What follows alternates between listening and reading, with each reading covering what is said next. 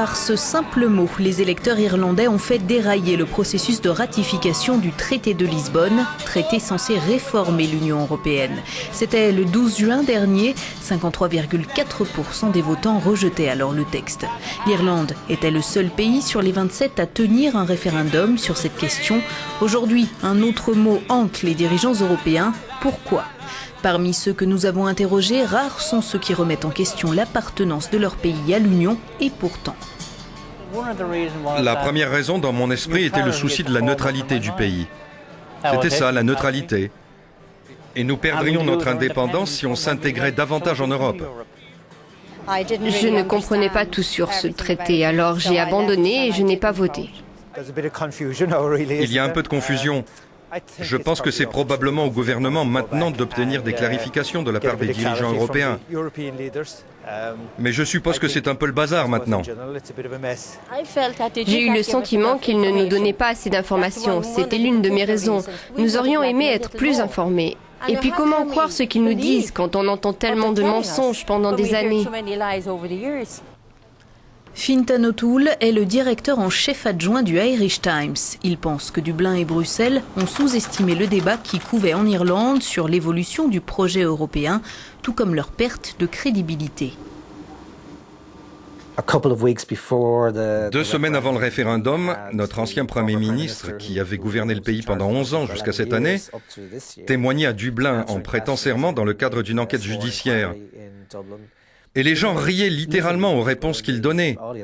Ce n'est pas une ambiance propice pour se tourner vers les gens et dire « Faites-nous confiance, nous sommes les bons, vous n'avez pas à vous soucier du traité, nous ne vous mentirions pas, n'est-ce pas ?» Ce n'était évidemment pas un message très positif. Et le plus alarmant, c'est qu'il ne semblait pas comprendre à ce moment-là, pas plus qu'il ne semble comprendre aujourd'hui. Déficit de communication, déficit de confiance, arrogance politique, quelle que soit l'analyse, le fait est que l'Irlande apparaît aujourd'hui comme le mouton noir de l'Europe pour ceux qui espéraient voir le texte ratifié par les 27 d'ici la fin de l'année.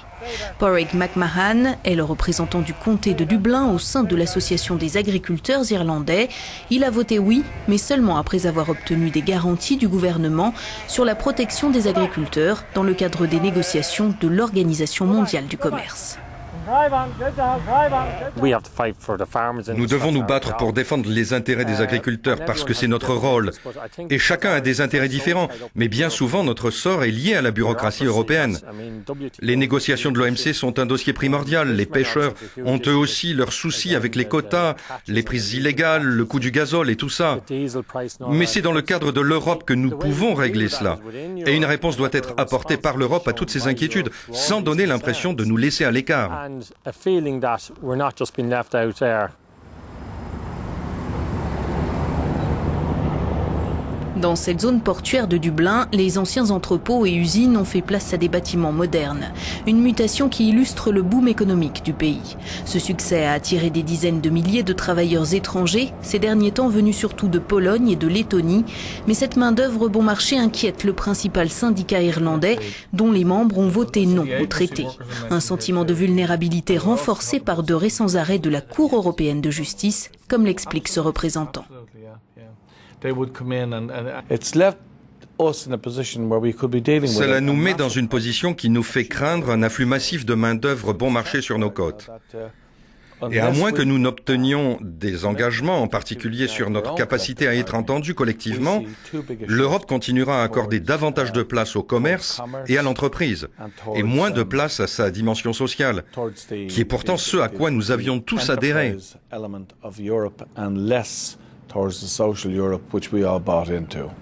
Si certains accusent d'ingratitude l'Irlande, pays ayant reçu des milliards d'euros de l'Europe qui l'ont aidé à passer du statut d'État membre le plus pauvre en 1973 à celui de tigre celtique, beaucoup d'entrepreneurs avancent un autre argument. C'est grâce à un impôt sur les sociétés particulièrement bas que l'Irlande a décollé, disent-ils, un atout fiscal justement menacé par le traité.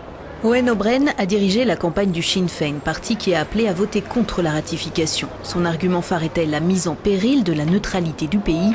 Pour lui, il n'y a qu'une solution, renégocier le texte. Le traité n'entrera en vigueur que si les 27 le ratifient, c'est la règle. Or, ce qui est inquiétant, c'est que certains dirigeants européens et anciens dirigeants disent qu'en cas de second référendum, la question ne devrait pas porter sur le traité de Lisbonne, mais sur l'appartenance de l'Irlande à l'Union européenne. Personne parmi ceux qui ont fait campagne pour le non ne veut que l'Irlande sorte de l'Union européenne. Et l'idée de baser un nouveau référendum juste sur Lisbonne ou sur une menace d'expulsion est purement antidémocratique. Ça ne ferait que creuser le fossé démocratique entre l'Irlande et l'Union européenne, mais aussi au sein de l'Union elle-même. Rendre l'Europe plus démocratique, c'était pourtant l'argument clé des partisans du texte, qui insistaient sur la nécessité d'adapter les institutions à l'Europe élargie. Pour eux, le traité n'est pas renégociable. Le ministre irlandais en charge des affaires européennes marche sur des œufs. C'est un défi pour l'Irlande, c'est un défi pour l'Europe, et c'est un carrefour très important. C'est une étape très importante dans le développement de l'Europe parce que le message du peuple irlandais est très clair. Mais rationaliser ce message est plus difficile. Nous savons que plusieurs thèmes ont émergé durant la campagne et qu'ils ont certainement eu un impact sur la façon dont les citoyens ont perçu le traité. Nous savons par exemple que si les gens ont voté non, ils étaient en revanche très positifs sur l'Europe et pensaient que tout pourrait être renégocié. Or, une renégociation, depuis le point de départ entre 27 pays, n'est pas vraiment une option.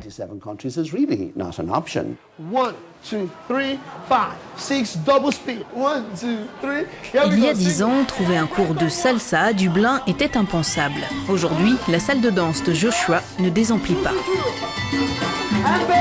Ce n'est pas tout à fait du Riverdance, mais Joshua Amaechi est si populaire qu'il a chorégraphié la parade de la Saint-Patrick l'an dernier. Lui, y voit un symbole de la transformation de l'Irlande, mais il perçoit aussi une désynchronisation entre la classe politique et les citoyens européens.